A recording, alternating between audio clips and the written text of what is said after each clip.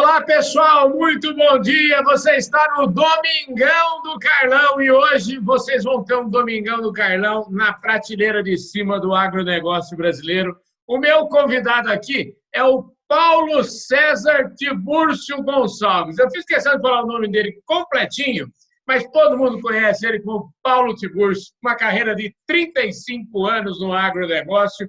Hoje o Paulo é presidente da Andave, que é a nossa poderosa Associação Nacional dos Distribuidores de Insumos Agrícolas e Veterinários. Se eu não errei, mais ou menos por aí. Se eu errei, o Paulo vai consertar. Ô, Paulo, obrigado pela sua participação aqui no nosso Domingão do Carlão, viu? Não, obrigado você. É um prazer enorme fazer parte dessa prateleira. Eu almejo um dia estar na prateleira de cima, mas estando nela, pode ser até embaixo dela, viu, Carlão? Já é importante para a gente, porque é uma honra estar com você, com a sua equipe.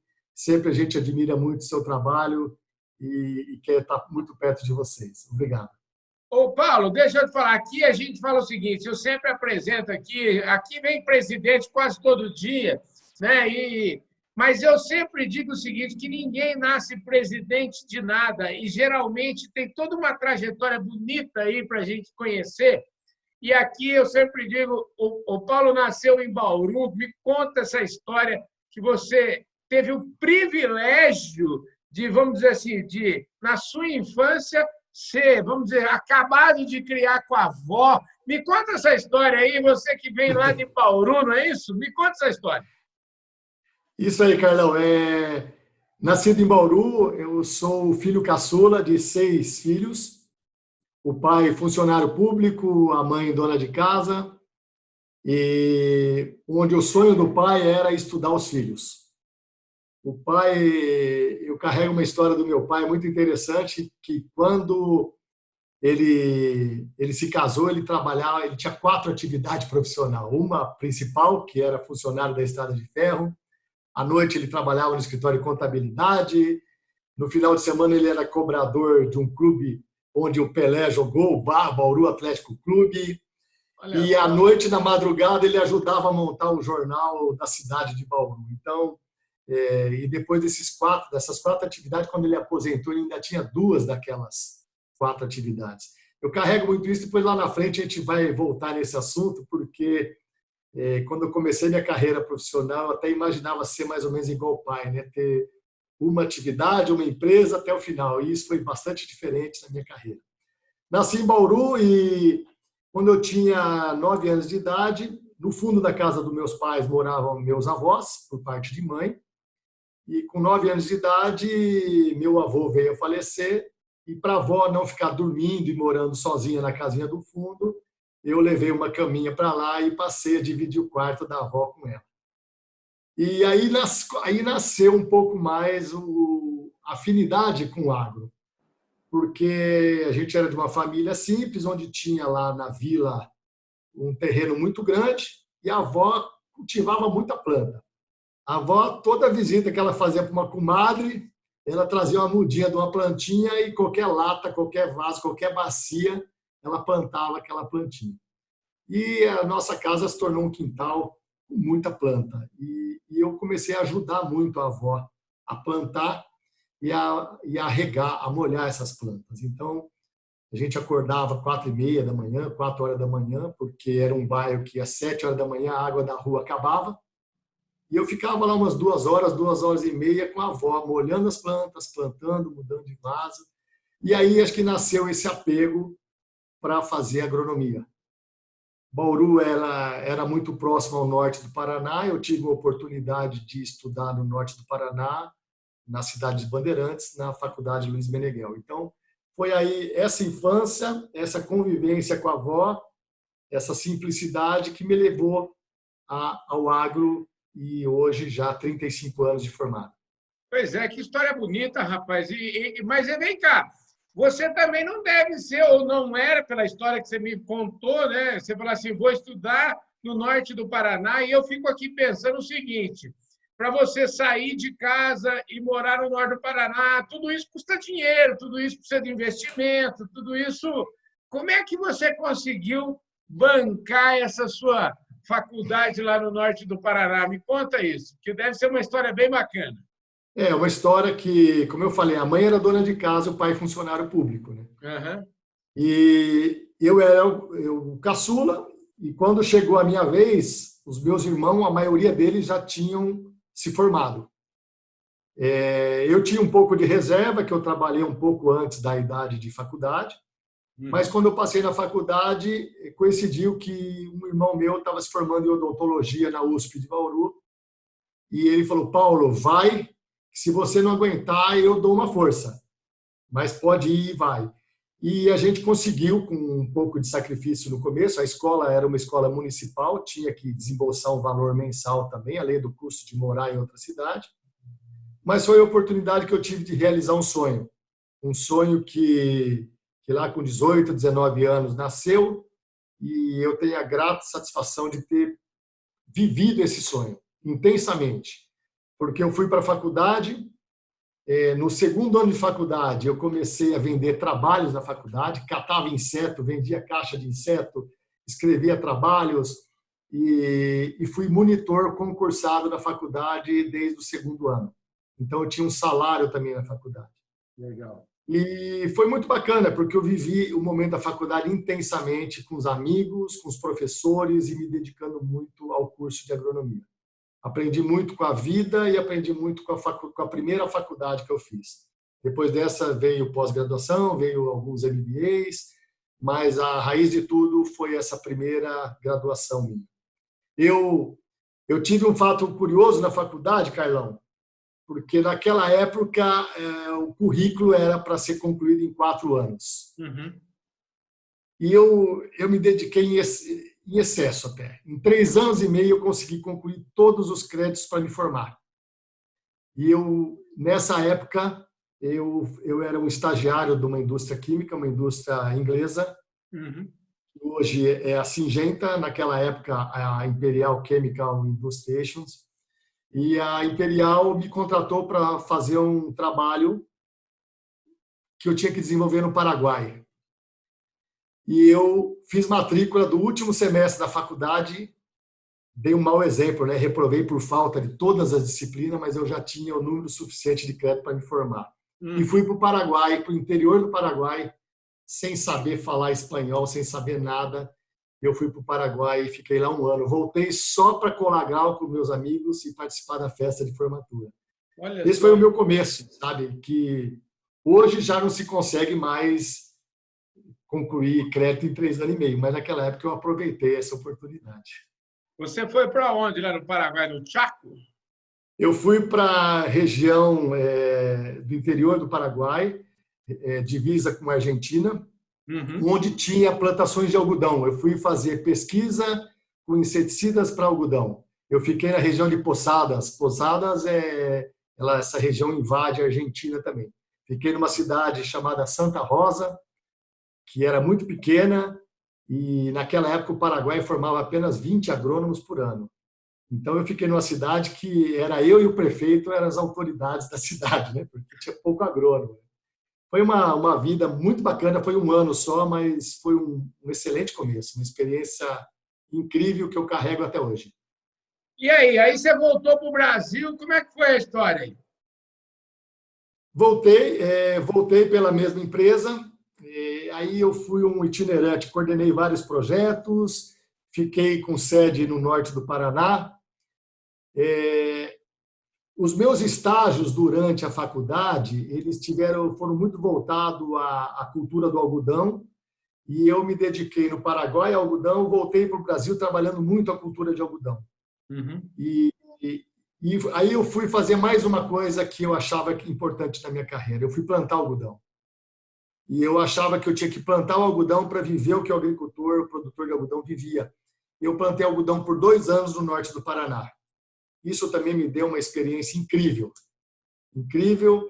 Em 1989, dentro dessa empresa que eu trabalhei, eu fui reconhecido como destaque nacional, e com isso eu tive uma oportunidade de transferência para assumir um novo cargo no Mato Grosso do Sul.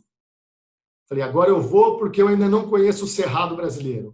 Agora eu vou sair do algodão, um pouco do café que eu trabalhava e fui para o Cerrado.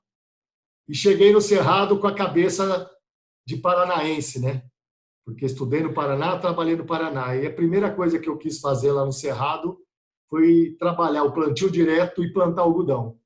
E os caras falavam que eu era louco, porque eu fui fazer uma área de experimental de algodão em Chapadão do Sul. E os caras falaram: Paulo, você é louco, plantar algodão aqui? Eu falei: louco por quê? Aí as pessoas: porque aqui não tem mão de obra para colher algodão. Isso em 1989, Uhum. início de 90. E aí plantamos uma área grande de algodão, e o algodão foi a coisa mais linda do mundo que deu. Arrumamos gente para colher, e até hoje Chapadão do Sul, Chapadão do Céu, é uma região que é um polo de algodão brasileiro. Então isso me orgulha muito. Você não sabia que... É que você fez porque você não sabia que era impossível, não é assim que a turma fala, né? Mais ou menos. E junto com essa experiência do algodão no Cerrado, eu levei alguns produtores do Paraná para dar palestras sobre plantio direto, comprava semente de várias culturas para fazer rotação de cultura no Cerrado e conseguimos multiplicar muito a cultura do milheto africano. E hoje, milheto africano no Cerrado brasileiro, todo mundo utiliza para fazer cama, para fazer palhada, para plantio direto. Então, é um outro projeto aí que eu tive uma felicidade de fazer parte, e eu sempre falo, né, a gente tem que deixar um pouco da nossa profissão, um pouco do que a gente aprende aí na prática. E são alguns exemplos, cara, que eu tive muitos deles, mas esses são alguns deles. Pois é, é muito bom, né, a gente chegar, né, depois de 30, 40 anos trabalhando, né? Eu também tenho 33 anos de negócio dentro dessa área de comunicação, e é muito bom a gente poder olhar em perspectiva e poder falar: nossa, que bacana, quantas contribuições a gente deu, né? E você ficou quantos anos nessa? Porque você trabalhou na Singenta, não é isso? E depois você trabalhou em várias outras. Você também teve no Impev, não é isso? Você teve. Isso. Hoje o Impev é um negócio reconhecido mundialmente, né? Como é que foi essa? Me conta um pouquinho dessa trajetória aí, nesse cronograma, essa cronologia sua. Eu estou dando risada aqui, porque essa relação que eu fiz lá no começo da minha vida, quando eu tive um pai que começou e se aposentou no mesmo emprego. Uhum. E eu imaginava que essa seria a minha missão, porque eu achava isso muito bonito. Uhum. Né? A pessoa desempenhar a profissão toda, a carreira toda, numa mesma titularidade de empresa, como foi meu pai. Mas, Carlão, um pouco, foram 18 anos desse grupo, que era ICI, que se transformou em Zênica, que se transformou em Singenta. Uhum. Aprendi demais. Tenho muito orgulho desse período e das pessoas que me orientaram muito nesse período.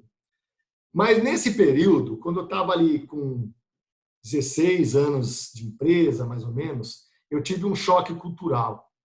Eu tive uma conversa com um headhunter, que ele me fez uma pergunta que eu carrego ela até hoje. Ele falou assim: o que te motiva tanto para ficar tanto tempo na mesma empresa? Esse cara me colocou isso na cabeça e eu nunca mais esqueci isso. E eu falei assim, pô, aí eu respondi para ele: o que me motiva é que aqui, até hoje, eu tive diferentes oportunidades.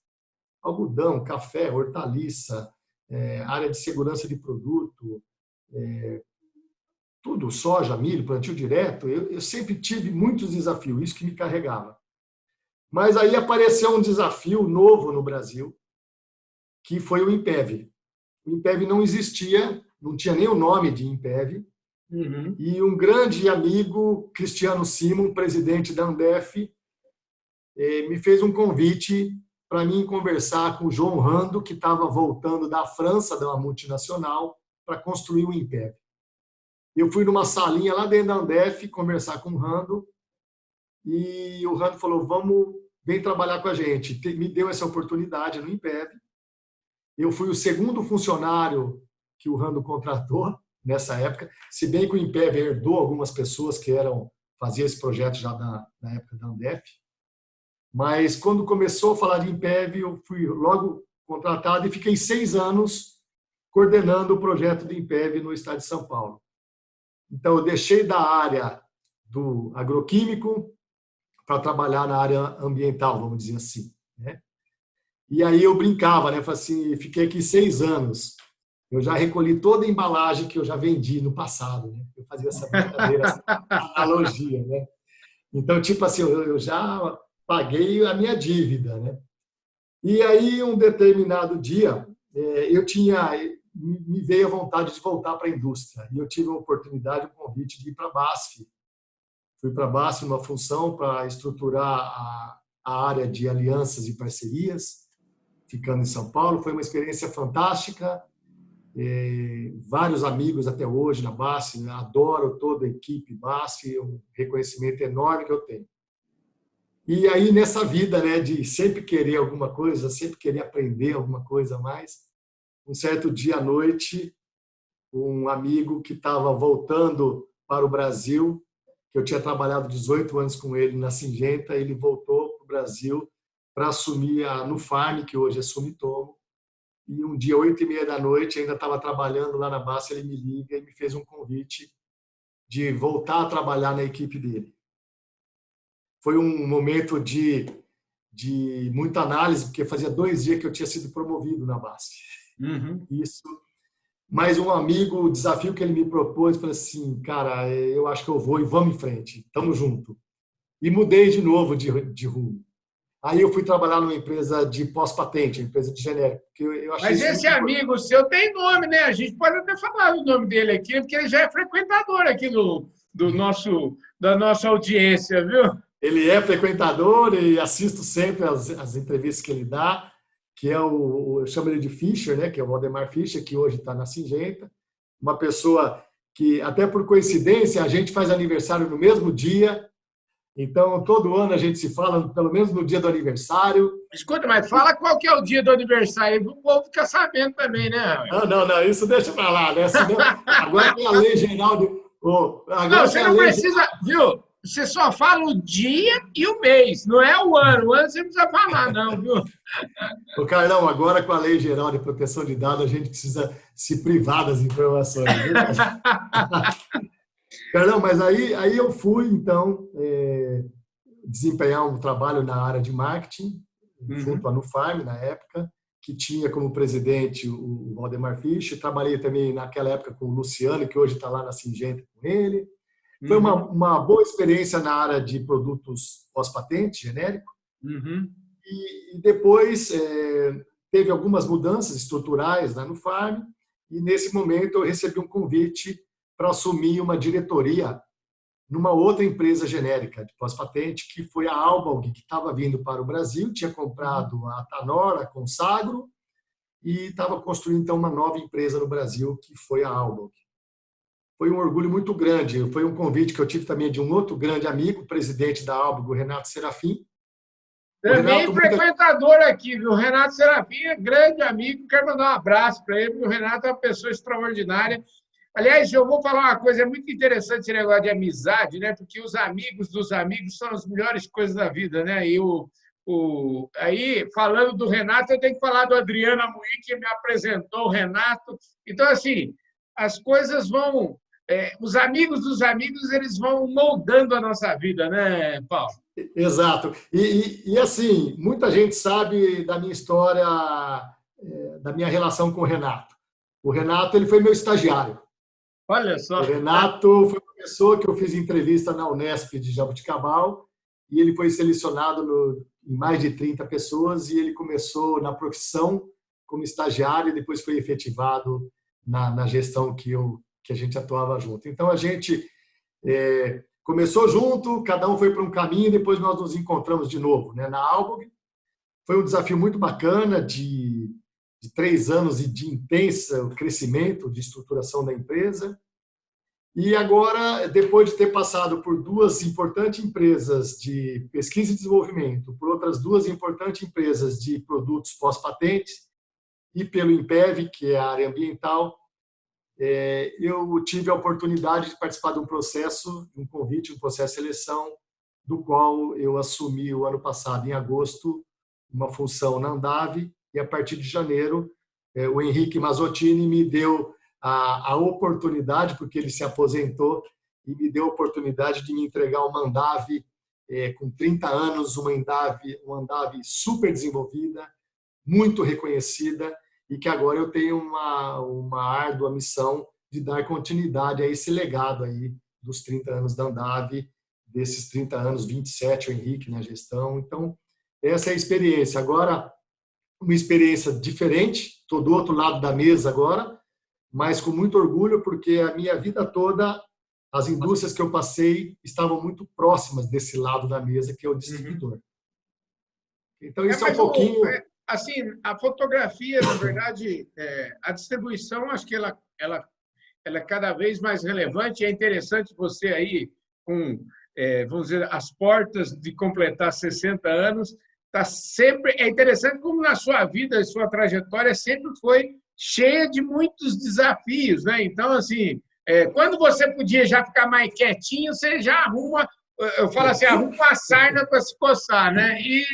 E você hoje, eu queria que você falasse um pouquinho desse momento da Andav, né? Até como é que foi essa experiência, né? Esse ano a gente acabou não podendo fazer o congresso da Andav, que é um negócio monumental, uma coisa extraordinária do ponto de vista de relacionamento, e vocês acabaram fazendo um negócio mais digital. Quais são como é que foi enfrentar esses desafios e que desafios você enxerga pela frente na vida da Andav? Ok. Então, assim, o desafio, só primeiro falando da parte profissional minha, né? O desafio é um desafio que muda muito. Uhum. Hoje eu me reporto a uma equipe de diretores, de 34 diretores, que tem uma presidência que muda a cada 2 anos. Isso difere muito dos meus 35 anos de profissional. Além disso, nós temos aí uma carteira de 1.800 associados, uma responsabilidade muito grande de manter a atividade do setor em pleno desenvolvimento e continuar sendo reconhecida. E a pandemia, ela exigiu muito da gente, porque a gente tinha que fazer mudanças rápidas, a gente não podia demorar e tinha que errar o menos possível. Nós tivemos aí momentos de prefeitura não entendendo o que era uma empresa essencial e a prefeitura fechando lojas de distribuidores nossos. E aí foi defender recurso a recurso, prefeitura a prefeitura. Então, você não imagina, Carlão, o que foi isso no Brasil inteiro. E tinha problema no Nordeste, no Cerrado, no Sul. Então, assim, a gente tinha que se adequar. Ao mesmo tempo, a gente tinha que manter uma forte atividade de comunicação. Então, aí depois não foi possível realizar o congresso esse ano, que é um dos momentos que a gente reúne e discute muita coisa. Então, tudo isso a gente teve que transferir para a comunicação online. Então, nós, assim, potencializamos muito essa área de comunicação, de marketing, de treinamento online. E, com isso, nós começamos um ano com 1.708 sócios. Nesse mês passado, a gente já tinha 1.806 sócios. Ou seja, nós crescemos cerca de 100 sócios com todo o distanciamento que a gente está vivendo. Isso mostra a importância da união do setor e mostra a importância de que está tendo uma continuidade da representatividade Andav no mercado. Então, o desafio é grande. Nós passamos por uma mudança de sede. Fica aqui o convite para você, porque a última visita que você fez na nossa antiga sede. Hoje nós temos uma nova sede aqui em Campinas. Reestruturamos muito a nossa equipe financeira, contábil, exigiu terceirizar muito serviço. Trouxemos gente para o time, ou seja, está numa velocidade assim, muito intensa, e acho que a gente está sendo contemplado com esse número de sócios de adesão, sabe? Isso mostra a importância da associação, da união e da Andav que vem sendo construída nesses 30 anos.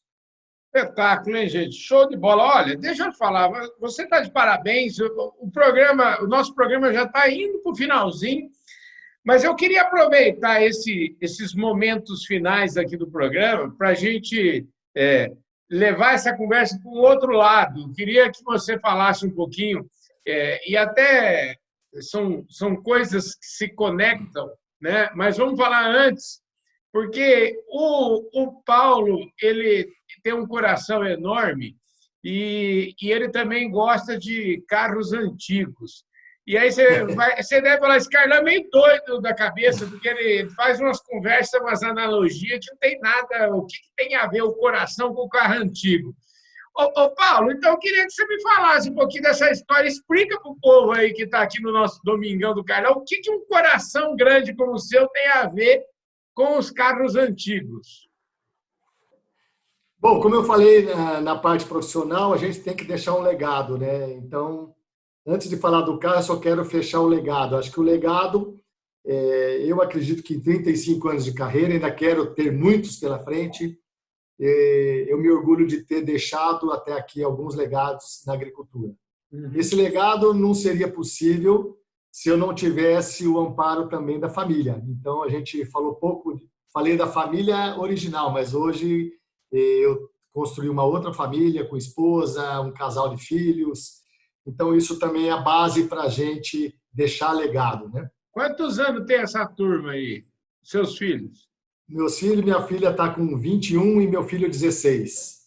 Então já está aí a filha já no terceiro ano da faculdade de medicina, o filho já o ano que vem, daqui um ano, prestando vestibular, a esposa numa carreira brilhante. Então, assim, isso dá um pouco de sustentação para o legado. A esposa tem nome, hein? Essa turma toda tem nome, tem que falar o nome, você entendeu? A minha esposa, Lígia, dentista, uma odontopediatra, que também que atua há muitos anos, está muito realizada na função, a Paula, minha filha, e o Guilherme, o meu menino. Maravilha. Um abraço para todos vocês aí, viu? Vocês é que são o esteio desse caboclo aí, senão não ia ter essa carreira toda forte, formidável desse jeito, se não tivesse uma família estruturada. Parabéns. É bem isso, então. Então, esse legado que nos ajudou a chegar, né? E antes de falar do carro, eu também tenho um legado que eu plantei muitas árvores na minha vida. Eu já plantei mais de 1000 árvores na minha vida, já escrevi 2 livros. Então, alguma coisa que a gente fala, alguma coisa tem que deixar. E agora, na parte social, é uma parte que eu sempre me orgulhei muito, nunca gostei de divulgar. Eu acho que essas coisas a gente tem para gente. A gente divulga quando precisa divulgar. Por exemplo, a Andave está sendo um centro de recolhimento de lenços para o agro, para a campanha que as mulheres do agro fazem, e nós estamos colaborando dessa maneira. E aí, quando era criança, chegando no carro antigo, eu passava as férias muitas vezes com um tio de São Paulo, com os primos. A gente chamava que aquele era o tio rico, porque ele tinha os carrões, né? Ele tinha o Landau, a Veraneio, o Opala. E quando eu voltava para Bauru, o pai malemar tinha um Fusquinha, né? E aí, depois de uma certa idade, eu resolvi adquirir um carro antigo. Isso faz mais ou menos uns 12 anos, 10, 12 anos. Adquiri um carro de 1954, um Bel Air, restaurei o carro todo e depois desse eu adquiri outro, cheguei a ter 5 carros antigos. E começa a virar um vício na vida da gente. E eu via meus amigos de carro antigo eventualmente fazendo um casamento, levando noiva e fazendo disso uma renda.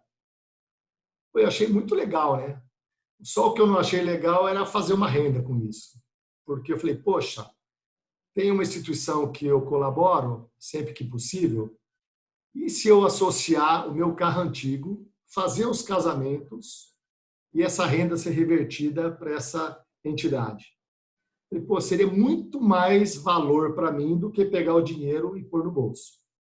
E aí eu criei um projeto, eu fiz uma visita em Ribeirão Preto numa entidade que dá suporte a crianças com câncer. Conversei naquela época com o presidente dessa entidade, falei, você me autoriza eu usar do nome da entidade para fazer uma ação e o dinheiro vai direto na conta da entidade? Ele falou, tranquilo. Então, de lá para cá, quando eu tenho oportunidade, principalmente com amigos, filhos de amigos que estão casando, eu trabalho de motorista no carro antigo, levando a noiva e o noivo para o casamento. Que E espetáculo, isso, hein? a noiva ela tem que reverter o pagamento direto com depósito para essa entidade que a gente colabora. Então, basta me mostrar o depósito que eu estou à disposição para fazer esse atendimento. O serviço Então, está feito, hein? Olha, e aí, depois Carlão? você tem que mandar para mim umas fotos, você deve ter foto dessas coisas, vídeo. Tenho, Se você tenho. tiver, você manda que eu vou pedir para o editor colocar aqui Ô, ilustrar Carlão, essa conversa aqui, viu? e se é uma coisa que eu curto hoje, é esse momento. São poucos os casamentos, à medida que tem, a gente atende, e eu curto muito. E no último que a gente fez, foi muito divertido, porque eu chamei um amigo para levar o noivo em um carro antigo e eu levei a noiva com o pai dela no outro carro antigo. E a minha esposa, ela vai de batedora desse comboio. E minha esposa, eu lavo o carro dela, que é um carro bom, e eu falo, se algum carro antigo der problema no caminho, a gente vai pegar o seu e vai socorrer, mas vai ter o casamento. Aham. E na última vez, a gente estava indo para um casamento, com os dois carros antigos, tudo organizado, a minha esposa que vinha atrás bateu o carro dela. E aí, foi uma coisa muito engraçada, né? Porque quando eu vi o carro dela que tinha batido, amassou pouco. Tal, e eu falei, o que aconteceu? Eu falei assim, eu bati o carro. E a reação, geralmente, a gente, pô, mas como assim? Não, a reação foi totalmente diferente. Eu comecei a dar risada, porque estava tudo aquilo que a gente estava fazendo era para levar benefício para alguém. Aham. E aí, você acredita que ela falou assim, ó, tá aqui o cartão da pessoa que eu bati o carro, ele falou que ele te conhece, ele é um veterinário lá da Ourofino Agrociência.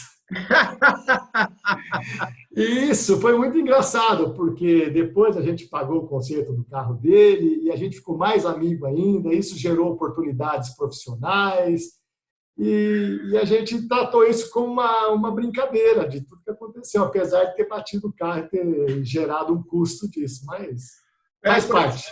Aconteceu um negócio mais ou menos parecido comigo. Eu bati no carro de uma mulher em São Paulo, estava errado, tal. Falei, ó, tá aqui meu cartão, a senhora. Não, vou pedir para o meu marido, não sei o quê. E no meio da conversa, depois o marido dela me ligou, e ele perguntou, ele era do agro, trabalhava numa usina, tal, né? Eu falei, desculpa, o senhor não é aquele apresentador de televisão, não? No final, ele já estava quase achando que o problema era da mulher dele ter batido, não meu, assim, né? Foi muito engraçado. Ô, Paulo, deixa eu te falar, agora é o seguinte, nós estamos vivendo mês de novembro, novembro é o mês que eu, inclusive, a gente meio que envelopa as nossas coisas, preocupado com saúde, a saúde do homem, essa história do novembro azul. Eu fiz um Outubro Rosa aqui. No Outubro Rosa, a gente só entrevistou mulheres e agora a gente está falando em Novembro Azul. Eu já marquei meu médico. Eu quero saber o seguinte, como é que... Eu quero você ter uma história boa para contar e uma experiência de vida nisso. Eu queria que você dividisse conosco esse seu pensamento, essa sua experiência desse Novembro Azul aqui, para a gente encerrar nossa conversa, porque, infelizmente, o nosso tempo já está legal. Carlão, eu acho que é um tema muito importante, muito sério. Uhum. Eu aprendi, depois eu vou contar um pouco detalhado, eu aprendi que mais de 80% de todos os homens vão morrer, ou vão, sabendo ou não, que teve alguma questão de câncer de próstata. O índice é alto demais. Muitas vezes a pessoa chega a falecer de outras enfermidades, porque o câncer de próstata, em muitos casos, ele é um pouco mais lento. Tudo isso é pelo que eu aprendi. Estou falando como agrônomo, não como médico. E eu vinha, após os 40 anos, fazendo com frequência os exames todo ano.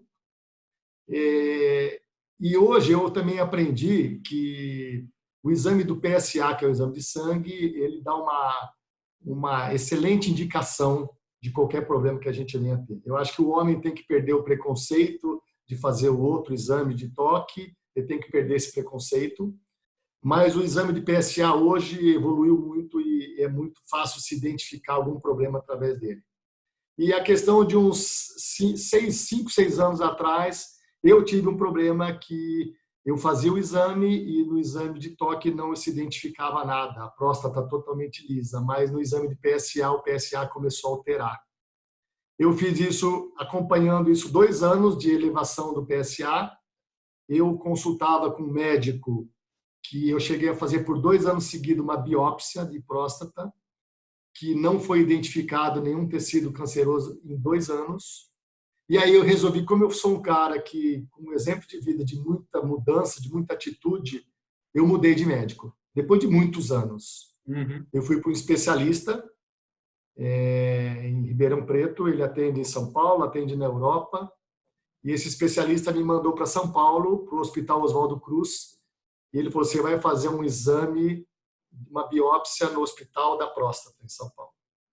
Eu fiz uma terceira biópsia, então, e nessa biópsia, em 34 pontos de biópsia, encontrou tecido com câncer em 2 pontos. Ou seja, isso mostrava que eu estava muito no início desse processo. Mas há 2 anos eu vinha fazendo biópsia e não encontrava nada e o PSA dando alta. Quer dizer, já tinha o problema, mas não conseguia identificar nos exames. Entendi. Foi uma mudança de atitude que identificou. E o mês passado fez 2 anos que eu fiz uma cirurgia de extração total de próstata e estou 100% curado já após essa cirurgia. Isso não exigiu nenhuma quimioterapia, nenhuma radioterapia. Foi apenas a extração total da próstata. E esse é um assunto que eu não tenho vergonha de falar, não, porque eu falo tentando ajudar as pessoas. E no nosso setor, depois que eu passei por isso, eu já tive alguns amigos renomados, que você também conhece, não vem o caso, o nome, mas chegaram em mim e falaram, olha, eu tomei meu exame de PSA, está dando alto, o que eu faço? Qual é o caminho? E eu tive a oportunidade de contar um pouco mais o que eu passei até fazer a cirurgia. Tá? Uma cirurgia muito bem sucedida, que não deixa o homem impotente, como depende, desde que você faça uma boa cirurgia, com um bom cirurgião, você consegue manter suas atividades normais, que não amedronta o homem. Eu acho que existe muito preconceito e muita história por trás disso. Mas sabendo, pelo meu médico, que mais de 80% dos homens vão ter ou terão, ou já tiveram algum problema de câncer de próstata na vida, eu acho que é importante o homem se prevenir. E não se baseie somente em um tipo de exame. Se baseie principalmente o PSA hoje, ele dá um indicativo muito forte se você tem ou não. Então, hoje sou uma pessoa muito feliz por ter passado por isso, vencido essa fase, mas eu venci porque ela estava bem no início. E recomendo a todos, se é que alguém tem preconceito, esqueça disso. Esqueça disso. A vida é muito mais importante do que a gente carregar preconceito. Ô, Paulo, eu não poderia pedir um grande finale tão bom para esse nosso Domingão do Carlão aqui. Então, você que está nos assistindo aí pelo canal do Boi, você que está nos assistindo aí no YouTube, você que está nos assistindo no IGTV, do Instagram, você que está nos assistindo aí no Facebook, prestaram muita atenção nisso que o Paulo falou. Eu vou pedir autorização aqui no ar para o Paulo, para falar, Paulo, eu vou fazer um recorte só dessa parte dessa entrevista para poder colocar e divulgar bastante, se você me autorizar aqui, porque eu acho que é um serviço, e a gente, quando imaginou fazer um Novembro Azul e fizemos Outubro Rosa, a gente estava realmente preocupado e querendo passar essa mensagem. Eu fico, Deus me ajuda, uma barbaridade que a gente traz aqui o Paulo e que traz um depoimento desse, eu diria, na lata para vocês, que eventualmente tem algum tipo de preconceito. Ô, Paulo, você é um campeão. Você tem minha autorização, cara, você tem minha autorização, é um assunto particular, mas que, assim, se servir para ajudar o próximo, a gente está à disposição. Se alguém estiver passando por isso, quiser conversar, eu tenho toda a disposição para estar conversando disso, para esclarecer eventuais dúvidas. Aprendi muito, cheguei a ler parte de livros sobre esse assunto. Minha esposa comprou um livro, ela leu para poder me orientar. E assim, passamos por isso tranquilamente. Mas o importante é identificar cedo. Eu tenho grandes amigos, tenho um amigo de coração que o ano passado veio a falecer pela evolução de um câncer de próstata, que trabalhou muitos anos comigo na indústria. Então, assim, é lamentável a gente perder amigos por causa disso. Então, assim, não tenho preconceito nenhum de tocar nesse assunto e ajudar alguém se puder. Maravilha. Ô, Paulo, eu queria agradecer imensamente sua participação aqui nesse programa, nesse Domingão do Carlão, especialíssimo. Foi uma delícia a conversa com você. E eu queria agora, já que a gente, para encerrar, eu queria que você falasse pelo menos o nome dos 2 livros aí que você já escreveu, porque você falou que plantou árvore, você deixou legado algodão, um monte de coisa interessante, plantio direto, nem falamos da questão do EPI. Você me fala um pouquinho como é que chama os livros. Eu tenho alguns livros, na época que eu trabalhei na indústria, alguns livros de identificação de pragas na cultura de tomate, de batata, de soja. São livros que hoje estão na mão da indústria. Depois eu tive a oportunidade de escrever um livro sobre a área de meio ambiente também para a indústria e tive a oportunidade de reescrever um grande projeto da Syngenta, que é o projeto Escola no Campo, que é um projeto que por muitos anos e até hoje ele é citado e utilizado. Então, algumas etapas aí que a gente deixou voltado à parte agronômica, alguma coisa escrita. Maravilha. É isso aí, gente. Eu falei aqui nesse Domingão do Carlão com o Paulo Tiburcio, que é o presidente executivo da Andave, um executivo com uma larga experiência, aí, quase mais de 35 anos na indústria, e que abriu o coração aqui para nós. E eu fico muito feliz quando a gente conclui um Domingão do Carlão com essa qualidade, com esse coração, viu? Às vezes eu gosto de dizer, de repetir sempre o seguinte: as pessoas gostam dessas entrevistas quando o entrevistado ele não fala. A gente acha que fala com a boca, né? Mas a gente fala mesmo com o coração, viu, Paulo? Obrigado, viu, querido? Carlão, obrigado você, obrigado a todos os profissionais que fizeram parte da minha carreira e da minha vida pessoal até aqui. Tá? Eu tenho muito orgulho de estar aqui com você, explanando assuntos importantes como a gente explanou. E como eu te falei, Carlão, como a gente iniciou, eu não me importo em estar na prateleira, nem que seja de baixo sua, mas estar na sua prateleira, ó, é ponta firme. Obrigado aí, um bom domingo, um grande abraço. É isso aí, pessoal. E olha, deixa eu falar, se vocês ainda não receberam a Agro Revenda, eu quero aqui deixar nosso comercial aqui da Agro Revenda. Essa aqui é a edição que traz na capa o trabalho aqui do pessoal lá do Grupo Alvorada.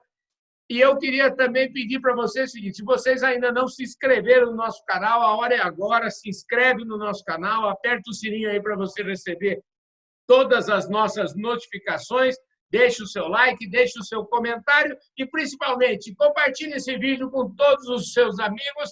E se você tiver audiência especialíssima do nosso canal do Boi, muitíssimo obrigado, um forte abraço. Eu vejo todos vocês no nosso próximo domingo. Valeu, um abraço!